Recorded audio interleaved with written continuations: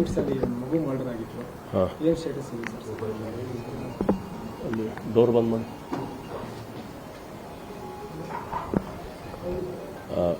ಕಾಡ್ಗುಡಿ police station ವ್ಯಾಪ್ತಿಯಲ್ಲಿ ಒಂದು murder case register ಆಗಿದೆ 4ನೇ ತಾರೀಕು 4 ಜೂನ್ಗೆ. ಇದು ಹಿಂದೆ 23ನೇ ತಾರೀಕು ಮಾರ್ಚ್ 23ಗೆ ಒಂದು ಘಟನೆ ನಡೆದಿದ್ದು. ಅದರಲ್ಲಿ ಮಗುದು ಡೆತ್ ಆಗಿತ್ತು. ಆಗ ಸಸ್ಪಿಷಿಯಸ್ ಡೆತ್ ಅಂತ ನಮ್ಮ ಪೊಲೀಸವ್ರು ಕೇಸ್ ರಿಜಿಸ್ಟರ್ ಮಾಡಿದರು.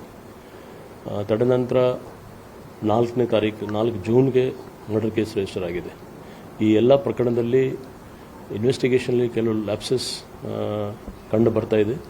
ನಮ್ಮ ಸೀನಿಯರ್ ಆಫೀಸರ್ಸ್ ಅವ್ರದ್ದು ರಿಪೋರ್ಟ್ ಪ್ರಕಾರ ಆ ನಿಟ್ಟಿನಲ್ಲಿ 3 ಜನ ಆಫೀಸರ್ಸ್, ಒಬ್ಬ ಇನ್ಸ್ಪೆಕ್ಟರ್, ಒಬ್ಬ ಸಬ್ ಇನ್ಸ್ಪೆಕ್ಟರ್ ಮತ್ತು ಇನ್ನೊಬ್ಬ ಕಾನ್ಸ್ಟೇಬಲ್ ಅವ್ರಿಗೆ ಸದ್ಯಕ್ಕೆ ಸಸ್ಪೆನ್ಷನ್ಲಿ ಇಟ್ಕೊಂಡಿದ್ವಿ. 3 ತಿಂಗಳು ಸುದೀರ್ಘವಾಗಿ ಬೇಕಿತ್ತ ಅನ್ನೋದು ಅಂದರೆ ನಾನು ಅದೇ ಹೇಳ್ತಾ ಇದ್ದೀನಿ. ಫಸ್ಟ್ ಸಸ್ಪಿಷಿಯಸ್ ಡೆತ್ ಅಂತ ಕೇಸ್ ರಿಜಿಸ್ಟರ್ ಆಗಿತ್ತು.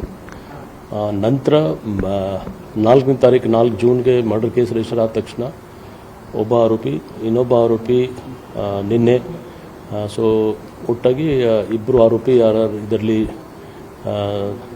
ಅಕ್ಯೂಸ್ಡ್ ಇದ್ದಾರೆ, ಅದು ಅರೆಸ್ಟ್ ಆಗಿದೆ. ಸರ್ ಇಂಟೆನ್ಷನ್ ಏನಿತ್ತು ಸರ್? ಅಲ್ಲ, ಈಗ ಮರ್ಡರ್ ಕೇಸೇ ರಿಜಿಸ್ಟರ್ ಆಗಿದೆ 4ನೇ ತಾರೀಕೆ.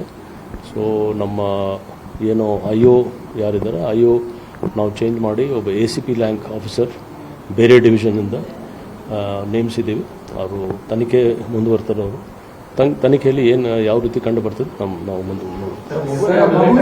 ಮಗುವಿನ ತಂದೆ DCP ಕಚೇರಿಗೆ ಮತ್ತು ACP ಕಚೇರಿಗೆ ಕೂಡ ಓಡಾಡ್ತಿದ್ದಾರೆ. ಯಾಕಂದರೆ PM ರಿಪೋರ್ಟ್ ಬರೋದು ಮಾರ್ಚ್ ಆದ್ಮೇಲೆ ಏಪ್ರಿಲ್ 4ನೇ ತಾರೀಕು ಅಷ್ಟರಲ್ಲೇ ಬಂದಿರ್ತಾರೆ. ನಾನು ಅದೇ ಹೇಳ್ತಾ ಇದ್ದೀನಿ. ಕೆಲವು ಇನ್ವೆಸ್ಟಿಗೇಷನ್ ಲ್ಯಾಪ್ಸಸ್ ಇದೆ. ಆ ಲ್ಯಾಪ್ಸಸ್ ಬಗ್ಗೆ ಯಾರ್ಯಾರ ಮೇಲೆ ಕ್ರಮ ತಗೊಂಡು ನಾವು ಕ್ರಮ ತಗೊಂಡಿದ್ದೀವಿ.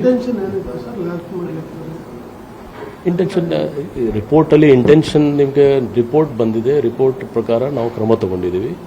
ಇಂಟೆನ್ಷನ್ ಖಂಡಿತ ಸರಿ ಇರಲಿಕ್ಕಿಲ್ಲ, ಅದಕ್ಕೋಸ್ಕರ ಆ ಥರ ಆಗಿದೆ. ಅದಕ್ಕೆ ನಾವು ಕ್ರಮ ತಗೊಂಡಿದ್ದೀವಿ. ನೋಡಬೇಕು, ಈಗ IO ಚೇಂಜ್ ಆಗಿದ್ದಾರೆ. IOಗೆ ನಾವು ACP ಲೆವೆಲ್ ಆಫೀಸರ್ಗೆ ಇದು ತನಿಖೆ ಕೊಟ್ಟಿದ್ದೀವಿ. ಅದೂ ಆ ಡಿವಿಷನ್ ಅವರಿಲ್ಲ, ಬೇರೆ ಡಿವಿಷನ್ ಅವರು. ಈಗಿರುವಂತ ಇನ್ಸ್ಪೆಕ್ಟರ್ ಇಲ್ಲ, ಆ ಸಂದರ್ಭದಲ್ಲಿ ಯಾರಿದ್ರು